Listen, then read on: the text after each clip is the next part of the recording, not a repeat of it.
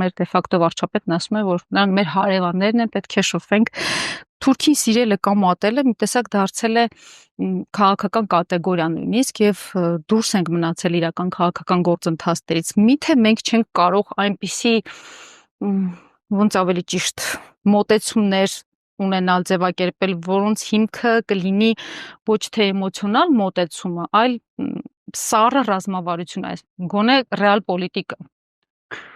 Դե կա նաև այլ ճանապարհ, ես այս կատեգորիկ մոտեցումները համարում եմ այս իշխանության օրակարգ բերած մոտեցում, երբ որ մարդկանց, ինչպես մնացած բոլոր հարցերում են տարել բևեռացման, նույն այս իրավիճակում է։ Իրականության մեջ Հայաստան եւ Թուրքիա հարաբերությունները չպետք է դիտարկել ցեւ ու սպիտակի մեջ, որովհետեւ երբ որ մենք ասում ենք, որ Թուրքիան մեր նկատմամբ թշնամաբար է տրամադրված, դա որևէ ձևով չպետք է փակի դուռը Թուրքիայի հետ բանակցելու եւ նվազագույն հարաբերություններ գոնե պահպանելու համար, որովհետեւ այն երկիրը, որ քեզ շրջափակման է մոռել դեռևս 93 թվականից, այն պետությունը, ով հոխորտում եւ հպարտանում է, որ օրինակ 20 թվականի պատերազմական գործողություններում եւ ադրբեջանական մասնավորապես հաջողություններում ունեցել է իր դերը եւ բնականաբար այս մասով դու պետք է ունենաս բավականին սպառնալիքներ, դու պետք է արձանագրես բավականին ռիսկեր, բայց խնդիրը թուրքերին սիրել կամ չսիրելու մեջ չէ այնուամենայնիվ։ Կարող ես թուրքերին չսիրել, դա որևէ ձևով նաեւ չի հակասում Թուրքիայի Օսմանյան Թուրքիայի կողմից միջազգային այդ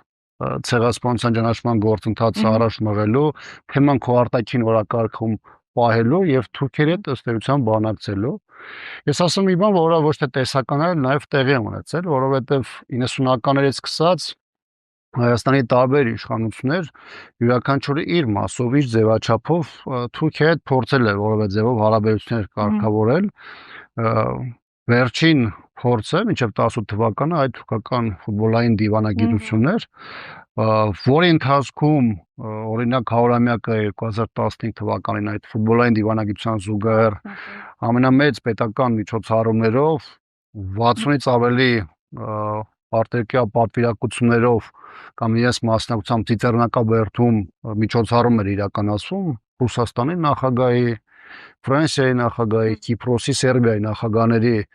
ներկայությամբ եւ դա չէր խանգարում զուգահեռ իրականությունում Թուրքիայի հետ բանակցել հարաբերությունների նորմալացմանը գնալու հարցում։